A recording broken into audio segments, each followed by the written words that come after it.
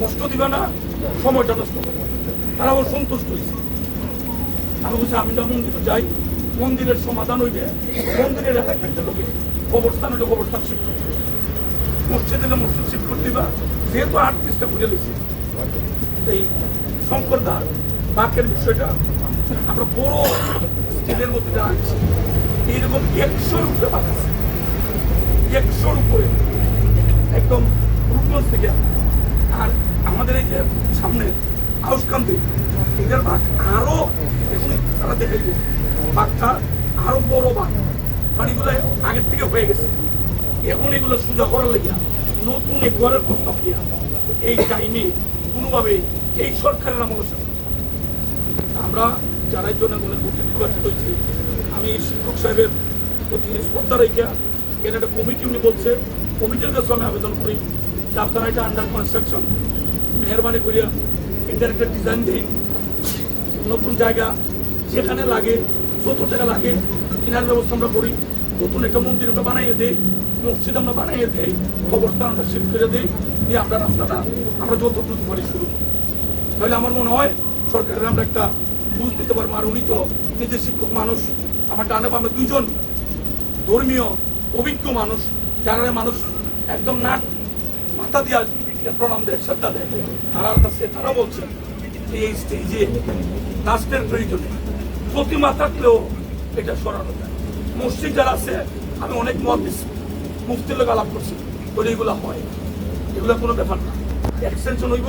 তারা তুমি অনুরোধ করো, এখানে ভূগোল অনেক আলেমুলামার জায়গা, অনেক মৌলানা মুফতির জায়গা, অনেক দেশ বড় না আলেমুলামা আছে, ওনাদের প্রতি আমার সঙ্গে অনুরোধ, এই রাস্তাটা আমাদেরকে শেষ করতে হইব। এটা সিলেটবাসীর কষ্ট। যেমন আমরা সবাই মিলে সরকারের সাহায্য করি, আমরা জায়গা যেভাবে মূল্য নির্ধারিত, মূল্যের জায়গা মূল্য থাকুক, পাবলিকে সরকার নির্ধারিত রেটে টাকা হইবে। এটা বাড়াইবার সুযোগ নাই, কমাইবার সুযোগ নাই, যেভাবে রাস্তার বিধান। আর এটা একটা মন্দির হইতো, এই বলে আমরা যেটা নিলাম এটা দিলাম, এখানে আমার প্রবল আপত্তি আছে। এটা হয়তো কয়টা কোটি টাকা করছে, একটা পূর্ণাঙ্গ মন্দির তারা বানাই। আর আমরা মসজিদ যে অবস্থায় আছে, তারা এটা এদিকে তো পশ্চিমে জায়গা কিনা তারা আমরা মসজিদ অবস্থানটা শিফট করে দিত, দিয়ে আমরা রাস্তাটা ক্লিয়ার করি। এটা আমার অনুরোধ সবার প্রতি, কেউ আর এটার কাউন্টার দিন না যে আমরা এটা শেষ করে দিতে। আমার বিনয়ে একদম বিনীত ভাবে সবার কাছে এটা আমার আপিল।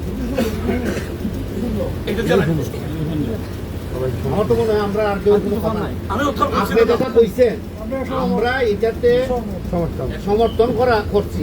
আমরা মনে করি যে এটা ছাড়া তো আমাদের আর কোনো বক্তব্য নাই, যেহেতু আপনার কাছে কোনো অপশন খোলা নাই। আপনি যে কথাটা বলছেন যে এখানে শিফট করতে গেলে 6 বছর লাগবে গেল, তার মানে অ্যালাইনমেন্ট শেষ, আর এর মধ্যে 2000 কোটি টাকা বাড়বো। তবে আমি এই মাস্টার সাহেবকে বা টিচার সাহেবকে আমি আমার ভাই আমি তাকে কইছি যে সে যে কথা কইছে আমি মনে করি আস্থা হাউস তার কাছে নেই। কারণ উনি একটা কথা কইছে যে প্রয়োজনে আমার বাড়ির উপরে অনেক বড় কথা। আমি আশা করবো যে আমরা সবাই যারা আছি আমরা একটা কথা কইয়া, যেহেতু মাননীয় হুইপ সাহেব একটা কথা বলছেন এবং উনি অত্যন্ত বিস্তারিতভাবে বলছেন, আমার মনে হয় যে আমরা দুইটা জিনিস চাইতে পারি। একটা হইলো এখানে পিডি সাহেব মনে আছেন, হ্যাঁ আচ্ছা, পিডি সাহেবের প্রতিনিধি আছে।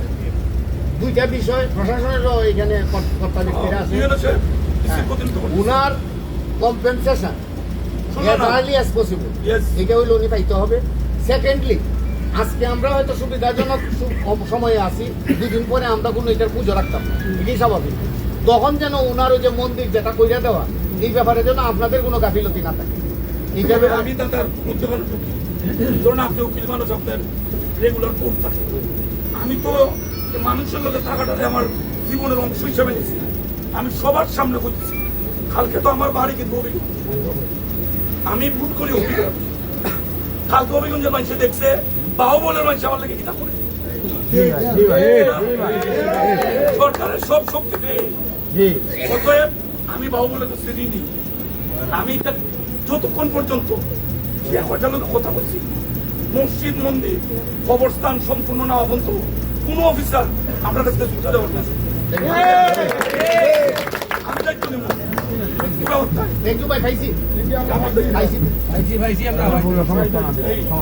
এই মন্দিরের তো প্ল্যান আছে, এখানে জায়গা তোমার তো 400 টাকা পর্যন্ত 600 টাকা যে পরিমাণ জায়গা এবং মন্দিরের ডিজাইন আপনি যত দ্রুত করেন আমারও ওই তৈল আমার আমার হাতে গেলে তো মন্দির করবো মন্দিরে লাগাবো শুনুন এখানে যদি কোনো বার্গেনিং করেন বলে এটা তো 600 টাকা আসলো টাকা খরচ করবো তো 3 লাখ এখন লাগে 30 লাখ এগুলো করলে কিন্তু আমার পিঠা হ্যাঁ মন্দির পরিপূর্ণ মন্দির বানাই দিবা মসজিদ পরিপূর্ণ মসজিদ বানাই দিবা এখন বিকল্প যেটা পুষ্পে যাচ্ছে যেখানে খরচ পূজার মূল্য সে 3 লাখ এটা কেউ দান করতো না ওইটা আমরা কিনবো যে টাকা তো পাইবা ওইটা আমরা কিনবো কিনে মন্দির বানাই দিবো হয়ে গেল আমার বন্ধু মানুষ আমার বন্ধু তো কিছু বানাই এক পয়েন্ট জানতে লাগে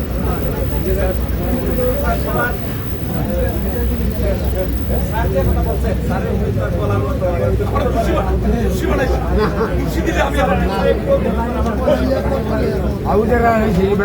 যেভাবে বলছেন এদিকে খুশি হওয়ার কথা আর দুঃখতা বলবো খুশি হওয়ার কথা স্যার যেভাবে কোনো সুযোগ নাই সুন্দরভাবে স্যারে আমরা মন্দিরে পাইব মসজিদ ভক্ত স্যার বলছেন যে আমি দায়িত্ব নিলাম সেদিনে বলছেন যে স্যার স্যার স্যার এটাও তো বলছেন যে স্যার আমি দায়িত্ব নিলাম তোমার মন্দির আমি করে দিলাম আমি জানি এবং স্যার আমরা উদ্বোধন স্যারের থেকে বড় ওকে ফাইন থ্যাংক ইউ